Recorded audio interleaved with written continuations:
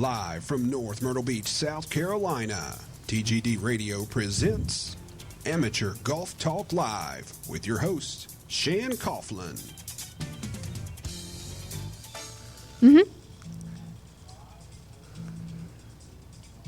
Hello, everyone, and welcome to this edition of Amateur Golf Talk Live. I'm your host, Shan Coughlin, here with a very special guest that I was fortunate enough to meet out in Mesquite, Nevada at the ParaLong Drive competition that was a couple months ago. Mr. Thomas Manili, how are you? I'm doing great. Thank you. Well, thanks for coming into the studio. I tell you what, when we were invited out to Mesquite, Nevada, it really opened my eyes up to the people who are playing golf who you might not always see playing golf. Yeah. But there are folks who play adaptive golf all the time and who are competing at a very high level. And we had a ball, first of all. But I wanted to bring you into the studio to just shed a little more light on, your golfing experience, how you're playing golf now, how you got started. Because this game can be so good on so many levels for folks, from the charity components to just the fun components to exercise and everything. So you're here right in Myrtle Beach, right? Yes. And were you born and raised here? No, I was born and raised out in Maryland, and lived out there. And then once I joined the Marines, did my time in the Marines, got injured in the Marines, and then got introduced to sports as soon as I got out of rehab, because I was young, and most of the people that I was in rehab in the hospital were older guys, and they used it as a way of getting out of depression kind of thing, and did most of sports, but once I moved here to Myrtle Beach,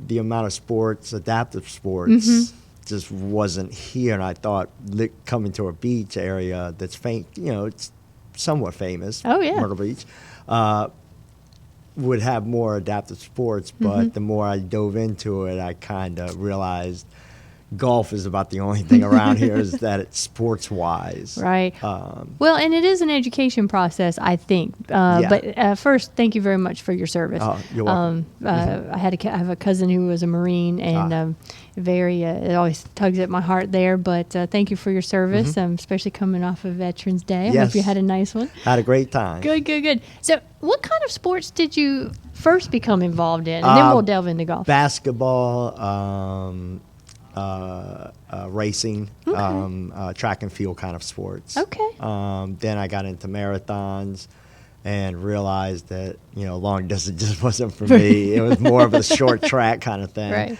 And were these activities you did before your injury? No. Oh, no, okay. No. I mean, I played basketball in high school and football, right. In high school, but never like this. Okay. No, in a wheelchair. No. And what about golf? Golf, I got introduced from a friend of mine, Melinda, up at the rec center. Okay. Up here at up the here South. in North Myrtle Beach? Yeah, she runs the organization up here. Okay. And they had a solar rider down at, the only one in Myrtle Beach was down in Whispering Pines. Okay. And so I went down there, and after the probably the third drive, I was hooked. It happens. As soon as I hit one that was 90 yards, I was kind of like, what? Yeah, this is fun. Yeah. This is fun. For those of you who are not watching us on TGD TV and are listening on one of the apps or listening to us on TGD Radio, Thomas was injured, is in a wheelchair now. Now, do you have any use of your legs right now? No. Okay. No. And so you really picked up golf as almost as an extension of rehab then. Well, I kind of did some when I was in high school. Okay. But living where I was, golf just wasn't a thing there. Okay. But then when I was in the Marines, I did a couple times in the Marines, so I knew how to play and all. I just, hadn't gotten the bug yet. Yeah, it was just, to go out, drink with the buddies, and see who can, Who can hit it out there? Yeah, who can hit the farthest out, Absolutely. but never to that extent. So the solo rider provides an opportunity to go on the course and maneuver around the course. Yeah, well, it allows me to get on the greens Right. and gets on the fairway. But the only problem is that the solo rider only reclined at a 35-degree angle. Okay. So I would, without the use of my legs to keep me sturdy, I would keep sliding out of the chair. Oh. And so I'd have to bring myself up, Right. you know, but it just wasn't designed for somebody that was paralyzed like me. Okay. And I did that for at least a couple of years, but every couple of months, yeah, I'd have to stop because, you know, my legs just weren't liking that setup. Right. Right. And so, and because you were playing a lot. yeah, I And you still do, right? 4, 5, 6 days a week. You know. play golf 6 days a week sometimes? I try, you know. Wow. Okay. I have, you know, I don't have to work. I'm retired. Yeah. So that's one of the reasons why I moved down here is Absolutely. the warmth, the weather. You know, it's beautiful here. So, I mean. And so now, do you go out by yourself, or do you have a group you go with? I got a couple of friends that, you know, they're retired too. So, you know, whenever they get a chance, I call them up. If not, I'm always at the driving range, you know, working on my drive or my chipping or my putting or whatever, you know. There you go. All right. So now I have heard other courses in the area are getting the, and I'm going to say it wrong, it's the solo rider. The solo rider? Yeah. Okay. And it's SOLO? Is that the Solo. like individual? Yeah. Solo rider. But we met Anthony Netto. Yes. And I had actually done an interview with a gentleman from the Richmond, Virginia area who is involved with the VA quite a bit. Yes. And they have at the Windy Hill Sports Complex, have several of these. But Anthony developed what's called the ParaGolfer. Yes. And now ParaRider. I think they've Yeah, a Paramobile. They want to get away from the golfing Golf. thing because I've done archery, I've done skeet shooting, I've gone to the beach.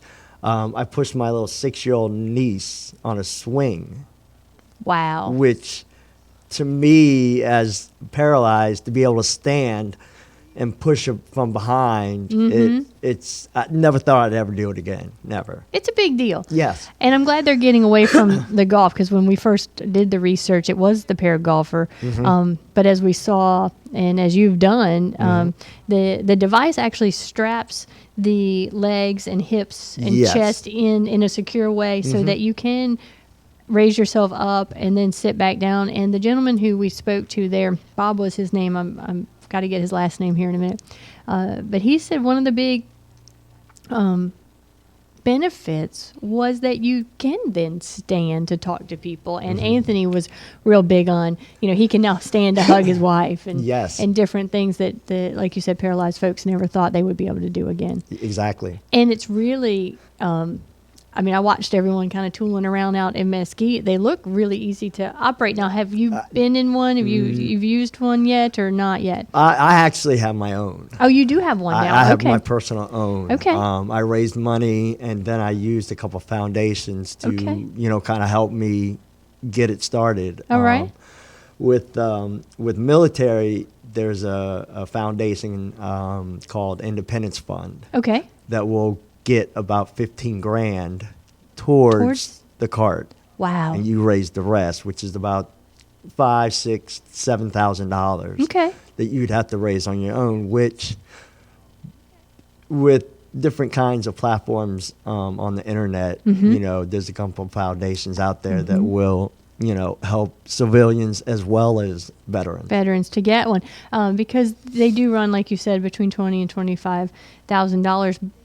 And one person I was talking to yesterday was asking me, they're like, well, isn't it really big and bulky? But it fits right in the back of a minivan. I got a minivan, and I take a ramp out, an ATV ramp out, and unfold it and roll it right up into my van, fold up the ramp, out, shut the door now if I go. Now, do you take that to the golf courses now? Has any golf course so far, really kind of gotten into it and asked a lot of questions? Or are they a little concerned still about their greens? How do they handle it? There are certain ones, and I'm not going to name names. Right. But Well, we're here to educate. Yes. So, yeah. But they feel that the cart might rip up like the greens, because some of these courses have put a lot of money in them. Right. And if it rains, depending on how much it rains, that's how many days I'll stay away from the course. Because most courses around here they drain pretty good. Right. So the next day, even the same day, you can get on them. Okay. But and there's some that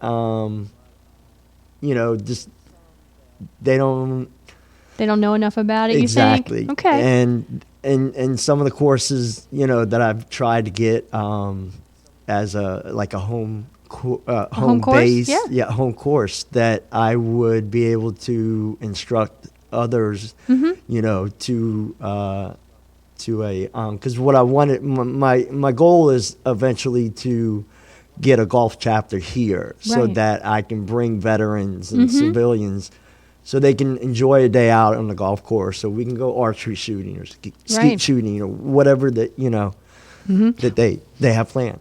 Well, we've got some folks who are very interested in more information, and I know as we've gotten the word out, it takes one telling one. Exactly. And even with the archery group that is on the south end, when I brought back some of the literature, even about the different prosthetics and things that are developed for people who've lost a limb, or it was very interesting to them. Then they really just didn't know, and so I'm so glad that you could come in here and talk with us. And we want to continue this and educate folks on how, because I know when Anthony developed that machine, he was very specific in making sure it was designed the way it needed to be accepted. And even he said, look, there's some bunkers I can't go in. Yeah. Most of them I can, but there's some with lips. Shoot, there's some I don't want to go in. Yeah. I'm afraid I'm going to fall over. Yeah. And so there's some common sense involved too. But yeah, what a great first step in getting this word out on this platform. Anyway, I know they're doing a lot of work. Yeah.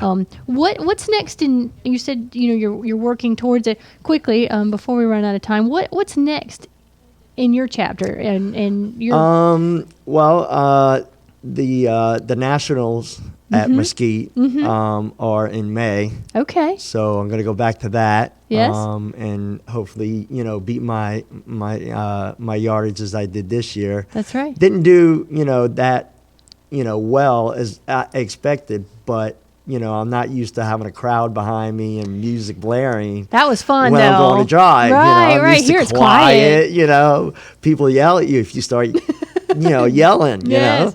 So I wasn't used to that, so I had to get used to that. But I vowed that next year I will, win it next year. Oh, there you go. Well, we will certainly do whatever we can to help. And again, this is the ParaLong Drive competitions. Though I tell you what, the winner was no small guy, and he crushed it out there. I couldn't believe double amputee. Yep, with prosthetics on both feet. And wow, I mean, hit the balance. Most able-bodied people would want that kind of balance. Yes. And certainly the folks who were using the paramobiles to drive, just so inspirational. And even the gentleman who competed sitting. Yes. Now, we didn't get to see the entire competition because some of the things they had the media doing. Did you compete in the paramobile or did you compete sitting? Okay. No, I was in my paramobile. Okay. Well, not in my personal one, Right. but in one that One's I borrowed. And, first time ever being there. And great event. It was amazing. Yeah, they rock it out. Yeah. To for one, being paralyzed and to be around guys that are amputees and guys missing arms, and that we had that 3-year-old kid, Yes, he amazing. was driving 60 and 70 yards with one arm. Yeah, 3 years old, one arm. If you missed him on the Ellen Show, it was phenomenal, and what a spirit he had. He doesn't even realize he's missing it. No. He thinks it's normal. Yeah.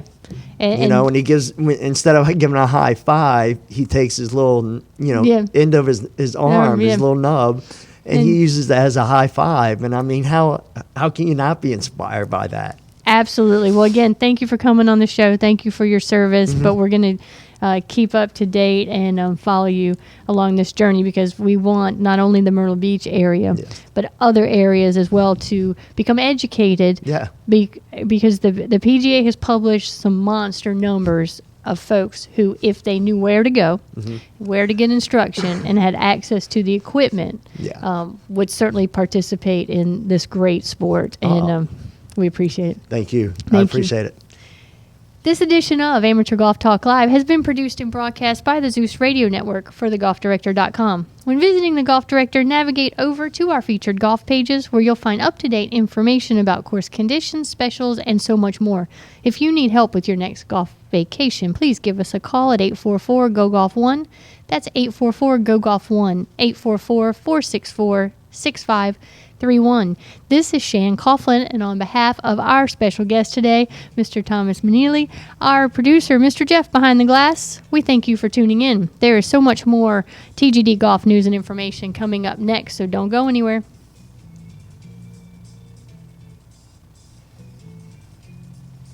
All right, now that we're not frantic, we can go talk some. I realize we gave McDonald's a good plug there. Yeah, I know. I'm like, Hey, halfway this is- through.